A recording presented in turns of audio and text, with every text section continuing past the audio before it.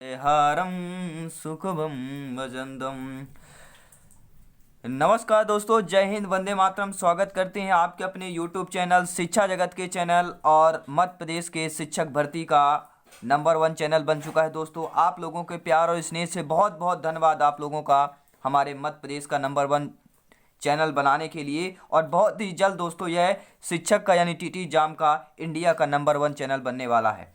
वो आप लोगों का प्यार और स्नेह होगा। बात करेंगे बाल विकास के 30 सबसे बेस्ट क्वेश्चन लेकर आ रहे हैं दोस्तों। ये पार्ट नंबर 4 है आप लोगों का। यहाँ पर बाल विकास एंड पेडागोजी यानी कि शिक्षण शास्त्र के भी प्रश्न आपके कॉम्बिनेशन रहेंगे और इनको रट लेना है। अक्सर यही प्रश्न आते हैं, हमेशा यही सब कोई बोलता है, लेकिन आपको रटना नहीं, समझना है। और जब आप समझ लेते हैं तो अपने आप रट जाते हैं, क्योंकि हमारा टारगेट है 30 ऑफ 30। और free notes and PDF file आपको भी मिल रही है, तो टेलीग्राम में जाइए, ज्वाइन कीजिए, सर्च कीजिए।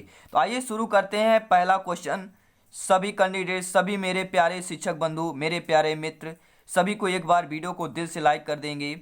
और जहाँ से हमने कल छोड़े थे, कल हमने जहाँ से छोड़ा वहीं से स्टार्ट करेंगे। और इसकी पिछली क्लासेस देखना है तो यहाँ पे बेल आइकन पे आप लोग देख सकते हैं। दोस्तों, पहला प्रश्न ये दिया गया है कि प्रगतिशील शिक्षा के पक्षधर थे। जो प्रगतिशील शिक्षा के पक्षधर कौन रहे हैं? जीन पियाजे जी, आपके फ्रायड हो गए, जॉन डेवी या मन। तो मैंने कल बताया था आप लोगों के जो जॉन डेवी हैं वह प्रगतिशील शिक्षा के पक्षधर माने जाते थे। और ये रहे आज के क्वेश्चन दोस्तों। और आज के क्वेश्चन का पहला क्वेश्चन है 91 नंबर का। अभी तक हमने 3 आपके पार्ट कंप्लीट कर लिए हैं। प्रत्येक पार्ट में आपका 30 क्वेश्चन रहते हैं और हमने अभी तक 3 पार्ट यानी कि 90 क्वेश्चन कंप्लीट किए। हमारा टारगेट है 500 MCQs कंप्लीट करना आपके बाल विकास में। और इसके बाद हम प्रैक्टिस सेट स्टार्ट करेंगे। क्वेश्चन है दोस्तों, कक्ष में शिक्षार्थियों को एकाग्र करने में सहायक व्यक्तिगत कारक कौन सा कहलाएगा? अगर कक्ष में शिक्षार्थियों को एकाग्र करने में जो सहायक व्यक्तिगत कारक है वह क्या होगा दोस्तों? तो वह आपका हो जाएगा शिक्षार्थियों में जिज्ञासा का विकास, यानी कि आपका सी ऑप्शन यहाँ पर सही हो जाएगा। और अगला प्रश्न स्क्रीन पर आ चुका है दोस्तों कि किसी बालक के व्यवहार में के निर्धारण के संदर्भ में निम्नलिखित में से कौन सा व्यवहार उत्तम होगा? अगर किसी बालक के व्यवहार के निर्धारण के संदर्भ में बात किया जाए तो इनमें 100 से जो व्यवहार उत्तम कहलाएगा वह ऑप्शन होगा कौन सा? आइए देख लेते हैं कि जब बालक के सम्मुख अनेक प्रेरक हों तो उनमें से कुछ अधिक प्रभावी होते हैं। यह आपका जो पहला ऑप्शन यहाँ पे सही हो जाएगा, ए ऑप्शन यहाँ पर सही हो जाएगा। आइए दोस्तों अगला प्रश्न देख लेते हैं। स्क्रीन पर दिया जा चुका है और प्रश्न आपको पता है कि आपके सिलेबस और आपके एग्जाम के पैटर्न के अनुसार होते हैं। और क्वेश्चन यह पूछा जा रहा है मेरे प्यारे मित्रों कि निम्न में से किसने नैतिक वृद्धि की अवस्थाओं की अवधारणा प्रस्तुत की थी? निम्न में से किसने जो है नैतिक वृद्धि की अवस्थाओं की अवधारणा प्रस्तुत की थी? कोहल ने, जीन पियाजे ने, एरिकसन ने या आपके स्किनर ने? तो नैतिक वृद्धि की अवस्थाओं की अवधारणा प्रस्तुत की है वह आपके कोहल वर्ग ने। किसने प्रस्तुत की है दोस्तों? कोहल वर्ग ने आपके नैतिक वृद्धि की अवस्थाओं की अवधारणा प्रस्तुत की है। और अगला प्रश्न भी स्क्रीन पर है। सभी क्वेश्चन इंपॉर्टेंट है, सभी फैक्ट आपको इम्पैक्टफुल मिलेंगे, आपके एग्जाम के अनुसार ही मिलेंगे। एक अध्यापक को महत्व देना चाहिए। अगर एक अध्यापक है उसको महत्व देना चाहिए पिछड़ी पृष्ठभूमि के छात्रों को, अनुसूचित जाति के छात्रों को, अनुसूचित जनजाति के छात्रों को, या सभी को समान रूप से। तो ये नॉर्मल सी बात है दोस्तों। डी ऑप्शन यहाँ पे सही होना चाहिए कि एक अध्यापक को महत्व देना चाहिए। सभी बच्चे समान रूप से होते हैं। एक अध्यापक में जितने भी छात्र हों कक्षा में सभी बच्चे समान रूप से होते हैं, समान रूप से व्यवहार करना चाहिए। और पेडागोजी यही कहती है, शिक्षण शास्त्र यही कहता है दोस्तों।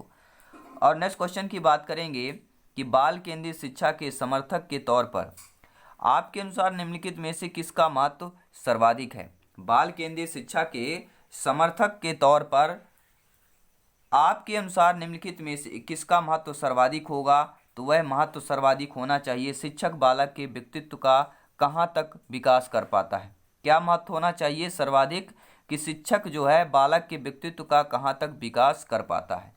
पहला ऑप्शन सही हो जाएगा। और अगला प्रश्न स्क्रीन पर है, किसी बालक के व्यवहार को उत्पन्न करने वाला कारक है। अगर किसी बालक के व्यवहार को उत्पन्न करने वाला कारक कौन सा होता है दोस्तों? तो वह होता है चिंतन के साथ सार्थक रूप से समायोजन करना। किसी बालक के व्यवहार को उत्पन्न करने वाला कारक होता है चिंतन के साथ सार्थक रूप से समायोजन करना। और अगला प्रश्न भी स्क्रीन पर आ चुका है दोस्तों कि मीरा का अपनी सहेलियों में व्यक्तिगत एवं सामाजिक समायोजन सबसे श्रेष्ठ है। तो आपके अनुसार इसका कारण क्या हो सकता है? यानी कोई यहाँ पे देखिए मीरा एक विद्यार्थी है, यानी बालक है, मीरा सॉरी एक बालिका है। मीरा क्या है? बालिका है, एक शिक्षार्थी है, और ये बोल रही है कि मीरा की अपनी जो सहेली है उसमें व्यक्तिगत एवं सामाजिक समायोजन जो है सबसे श्रेष्ठ है इन दोनों में। तो आपके अनुसार जो है इसका कारण क्या हो सकता है? आपके अनुसार यानी हमारे और आपके अनुसार इसका कारण क्या हो सकता है? इसका कारण हो सकता है दोस्तों मीरा की भाषा बहुत आकर्षक होगी, तभी तो उसकी सहेलियों का उनका जो व्यक्तिगत एवं सामाजिक संयोजन है सबसे श्रेष्ठ है। उसका कारण है मीरा की भाषा बहुत क्या है? आकर्षक है। और अगला प्रश्न स्क्रीन पर है कि छात्र एवं छात्राओं के बीच लैंगिक प्रभावों को कम करने के लिए उपयुक्त उपाय नहीं है। छात्र एवं छात्राओं के बीच लैंगिक प्रभावों को कम करने का उपयुक्त उपाय नहीं है, यानी एक ऑप्शन उपाय नहीं है, बाकी सारे ऑप्शन उपाय होंगे। तो आइए देख लेते हैं कि छात्राओं को छात्रों के समान अधिकार देना चाहिए, यह तो आपका उपाय है। छात्रों को छात्रों के समान कार्य के समान अवसर उपलब्ध कराने चाहिए, यह भी आपका कार्य है और उपाय है, उपयुक्त उपाय है। छात्राओं को छात्रों के समान शैक्षिक योग्यता की समान उपलब्ध करानी चाहिए, ये भी है। यानी छात्र छात्राओं के बीच जो लैंगिक प्रभावों को कम करने के लिए उपयुक्त उपाय है, जो ABC तीनों उपाय सही हैं। यानी कि जो चौथा ऑप्शन दिया है यह उपाय नहीं है कि छात्र छात्राओं को दो वर्गों में बांटकर उनके सामाजिक उद्देश्यों के अनुकूल शिक्षा प्रदान करना। तो दो वर्गों में बांटना यह कभी नहीं कहता है दोस्तों। पेडागॉजी शिक्षण शास्त्र ये कभी नहीं कहेगा, यानी कि उपाय जो गलत है, सही नहीं है, डी ऑप्शन यहाँ पर सही हो जाएगा। और अगला प्रश्न स्क्रीन पर है कि निम्न में से किसने वंशानुक्रम को व्यक्तिगत विभिन्नता का प्रमुख कारण माना है? जो वंशानुक्रम है दोस्तों उसके व्यक्तिगत विभिन्नता का प्रमुख कारण किसने माना है? क्या मन ने माना है, या स्किनर ने, या आपके क्रो एवं क्रो ने, या टायलर ने? तो वंशानुक्रम को व्यक्तिगत विभिन्नता का प्रमुख कारण माना है मन ने। मन ने माना है, ये आपको नोट कर लेना। किसने माना है? मन ने माना है। बात करते हैं दोस्तों राष्ट्रहित में शिक्षा की बात करते हैं। अगर पहली बार चैनल पे विजिट कर रहे हैं तो चैनल को ज्वाइन कर लेंगे, साथ ही बेल आइकन जरूर प्रेस करें ताकि लेटेस्ट नोटिफिकेशन आपके इनबॉक्स से मिलता रहे। दोस्तों बात करेंगे 100 नंबर क्वेश्चन की है। सभी मित्रों को धन्यवाद, 100 क्वेश्चन कंप्लीट कर लिए दोस्तों। आगे आने वाले प्रश्न जो होंगे उम्दा होंगे, लाजवाब रहेंगे। वह आकलन जो विद्यालय परिषदों के दिशा निर्देशों के आधार पर तो किया जाता है। क्या है? वह आकलन जो विद्यालय परिषदों के दिशा निर्देशों के आधार पर किया जाता है किंतु परिषद बोर्ड स्तर पर नहीं कहलाता है, वह क्या होगा? विद्यालय आधारित आकलन होगा, निरीक्षण, अवलोकन, व्यापक आकलन। क्या हो जाएगा? तो वह आपका विद्यालय आधारित आकलन कहलाएगा। वह आकलन जो विद्यालय परिषदों के दिशा निर्देशों के आधार पर हो तो वह किंतु परिषद बोर्ड के स्तर पर नहीं है, तो क्या कहलाएगा? जब भैया विद्यालय परिषदों के दिशा निर्देशों के आधार पर है तो वह विद्यालय आधारित आकलन कहलाएगा। नेक्स्ट क्वेश्चन देख लेते हैं दोस्तों। अगला प्रश्न है निबंधात्मक प्रश्नों के द्वारा निम्नलिखित में से किस क्षमता का आकलन संभव नहीं है? यानी कि जो निबंधात्मक प्रश्न होते हैं उनके द्वारा जो है ऑप्शन में तो आपको बताना है कि निम्नलिखित में से किस क्षमता का आकलन संभव नहीं कर सकते हैं निबंधात्मक प्रश्नों के द्वारा। अर्जित ज्ञान से संगत तथा चयन का करना, यह स्थूल एवं सूक्ष्म दोनों स्तरों पर समस्या को समझना, शिक्षार्थी का भाषण कौशल हो गया, यह समस्या और मुद्दे के प्रति आंतरिक अभिवृत्ति का प्रदर्शन करना। तो राइट आंसर आइए जान लेते हैं दोस्तों। अगला राइट आंसर पहले बता देते हैं आप लोगों को कि निबंधात्मक प्रश्नों के द्वारा निम्नलिखित में से किस क्षमता का आकलन संभव नहीं होगा? शिक्षार्थियों का भाषण कौशल जो है क्षमता का संभव नहीं होगा। According to question right option number C हो जाएगा। और अगला प्रश्न स्क्रीन पर आ चुका है और प्रश्न यह पूछा जा रहा है अनुसूचित जाति के बालकों की शिक्षा के प्रचार प्रसार हेतु क्या कदम उठाने चाहिए? अनुसूचित जनजाति, अनुसूचित जनजाति नहीं दोस्तों, अनुसूचित जाति के बालकों की शिक्षा के प्रचार प्रसार हेतु क्या कदम उठाना चाहिए। ऐसा क्या कदम उठाएं जिससे अनुसूचित जाति के बालक जो है शिक्षा के प्रति क्या है, तो ये सभी हो जाएंगे।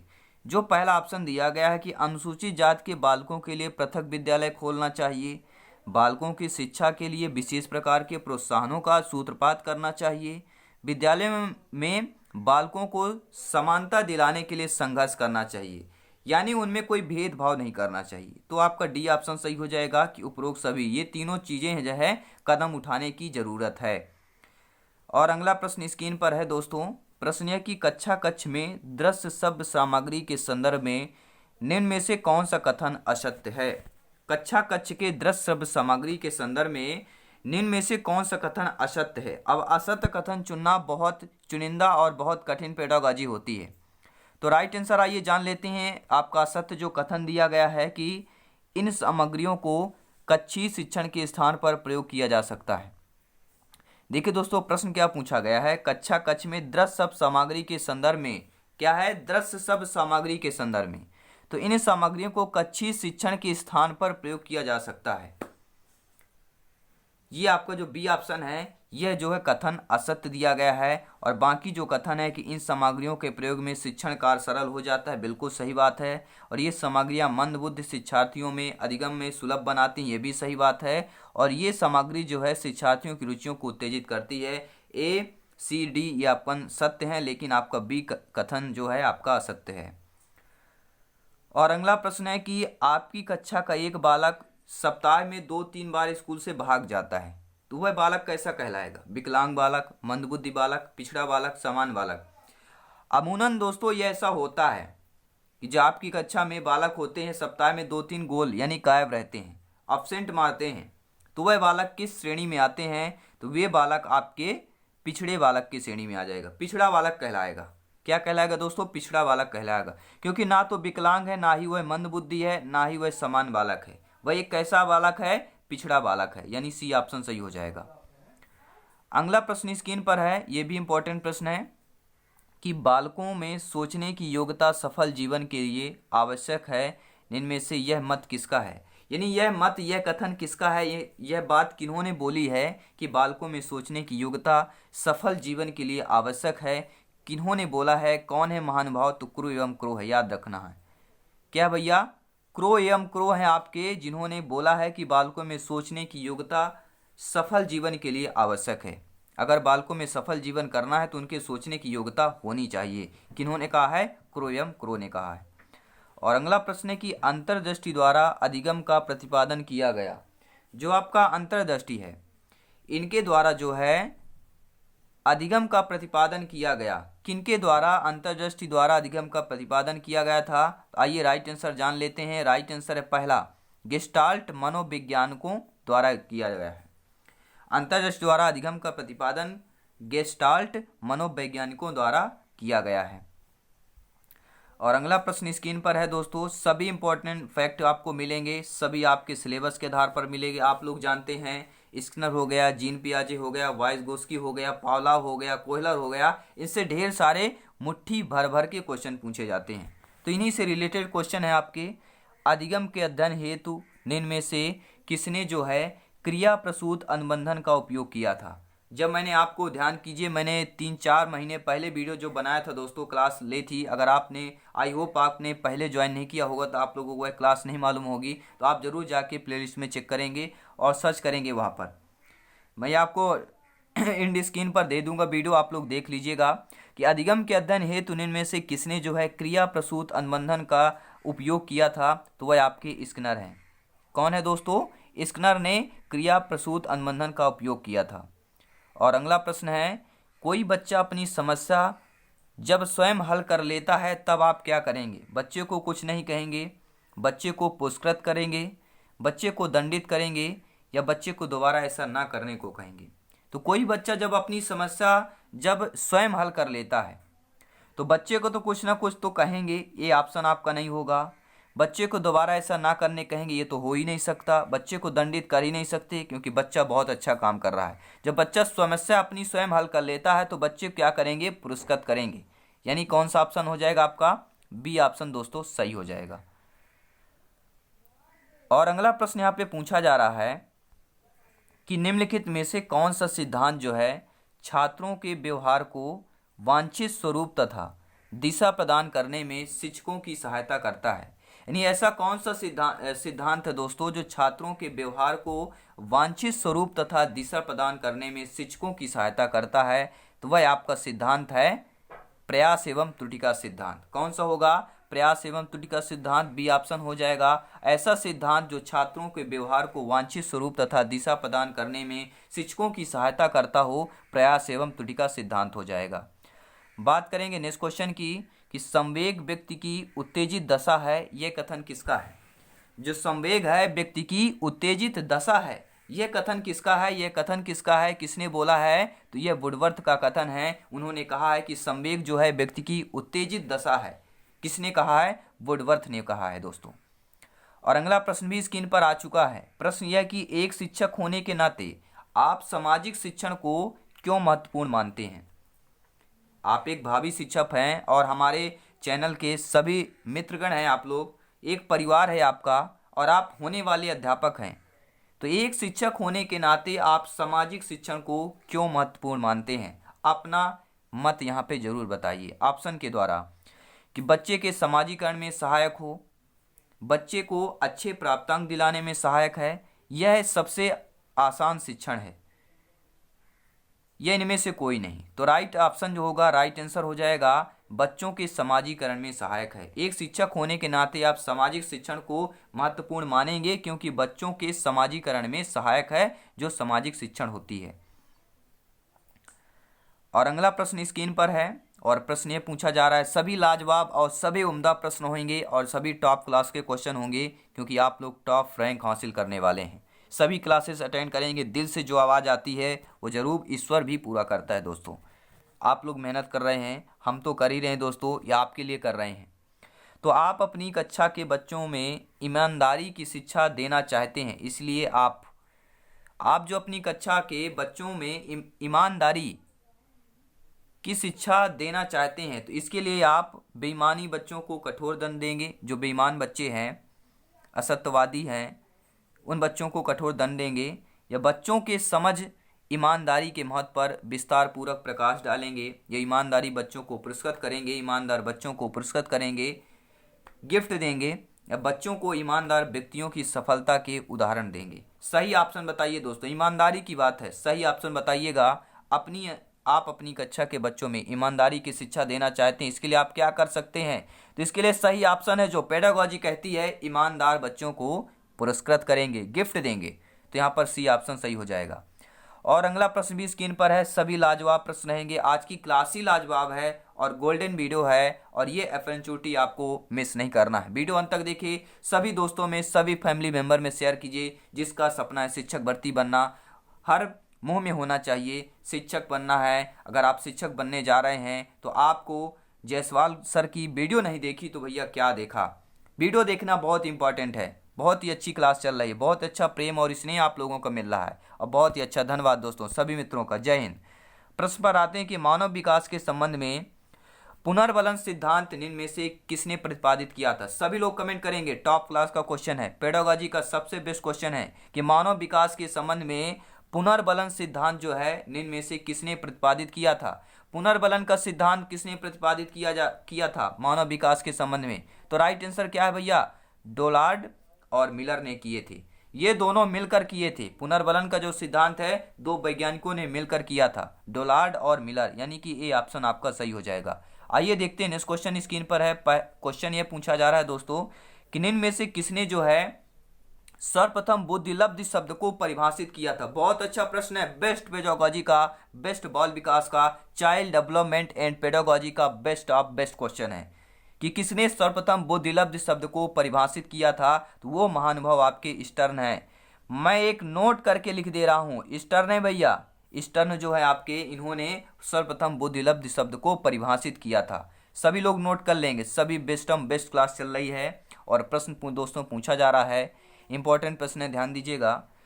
वाइगोस्की के अनुसार खेल बालक के विकास किस रूप से प्रभावित नहीं करता है? वाइगोस्की के अनुसार, उनके मत के अनुसार जो है, खेल जो है बालक के विकास किस रूप से प्रभावित नहीं करता है। खेल तो हर रूप से प्रभावित करता है, लेकिन ऐसा कौन सा आपका रूप है जो प्रभावित नहीं करता, किनके अनुसार, वाइगोस्की के अनुसार। आइए देख लेते हैं वह कौन सा रूप है दोस्तों। वह रूप है आपका खेल कार्यों और वस्तुओं को विचार से जोड़ता है। तीसरा ऑप्शन जो है, खेल कार्यों और वस्तुओं के विचार को जोड़ता है, यह जो रूप है विकास का, खेल बालक के विकास किस रूप को प्रभावित नहीं करता है, तो खेल कार्यों और वस्तुओं के विचार से जोड़ता है, यह प्रभावित नहीं करता है। सी ऑप्शन सही होगा। लेकिन जो प्रभावित करते हैं, खेल बालकों में निकट विकास के क्षेत्र जो है ZPD का निर्माण कर उनकी समाजीकरण करता है, यह प्रभावित करेगा। और खेल कार्यों व वस्तुओं के विचार में अलग करता है, ये भी प्रभावित करेगा। और खेल बालकों में आत्म नियंत्रण का विकास करता है, ये भी प्रभावित करेगा। लेकिन जो प्रभावित नहीं करेगा, सी ऑप्शन है, खेल कार्यों व वस्तुओं के विचार से जोड़ता है। और अगला प्रश्न यह है कि सामाजिक समायोजन का कठिन काल कहा जाता है। बहुत अच्छा बेस्ट क्वेश्चन है। जो सामाजिक समायोजन का कठिन काल कहा जाता है, वह कौन सा काल है मेरे प्यारे मित्रों, मेरे सभी शिक्षक बंधुओं, एक बार दिल से कमेंट करके जरूर बताएं कि सामाजिक समायोजन का कठिन काल कहा जाता है, कौन से काल को कहा जाता है। वह काल है आपका कालों का काल, पूर्व किशोरावस्था की लड़कियों में लड़कों दोनों के संदर्भ में जो सामाजिक समायोजन का सबसे कठिन काल कहा जाता है, पूर्व किशोरावस्था की लड़के एवं लड़कियों दोनों के संदर्भ में कहा जाता है। तो बहुत अच्छा प्रश्न है, बेस्ट क्वेश्चन है दोस्तों। और अगला प्रश्न भी स्क्रीन पर है कि समावेशी शिक्षा सम्मिलित करती है। जो समावेशी शिक्षा है वह किसको सम्मिलित करती है दोस्तों, तो वह आपके समान और अधिगम अक्षम शिक्षार्थियों को सम्मिलित करती है। समावेशी शिक्षा जो है समान और अधिगम अक्षम शिक्षार्थियों को सम्मिलित करती है। और अगला प्रश्न है कि पढ़ने की अक्षमता कहलाती है। जो पढ़ने की अक्षमता है वह क्या कहलाती है, डिसलेक्सिया, डिस्कैल्कुलिया, अफेजिया, डिस्ग्राफिया। तो पढ़ने की अक्षमता को ही डिसलेक्सिया कहते हैं। डिसलेक्स है, पढ़ने की क्षमता उसके पास, बच्चा अच्छे तरीके सही तरीके से पढ़ नहीं पा रहा है, उसे ही पढ़ने की क्षमता बोला जाता है और उसे डिसलेक्सिया बोला जाता है। और डिस्कैल्कुलिया गणना संबंधी है, गणित में अगर हो रहा है तो वह उसकी जो अक्षमता है वो डिस्कैल्कुलिया कहलाती है। और लिखने संबंधी आपकी डिस्ग्राफिया होती है। तो ये सभी आपके अक्षमताएं हैं और इनसे प्रश्न एक जरूर आता है, तो सभी आप इम्पोर्टेंट हैं और मैंने इनका पार्टिकुलर वीडियो बना रखा है, तो आप लोग जरूर देखिएगा दोस्तों। पियाजे के अनुसार निम्नलिखित में से कौन सी अवस्था में बच्चा जो है अमूर्त संकल्पनाओं के विषय में तार्किक चिंतन करना आरंभ कर देता है।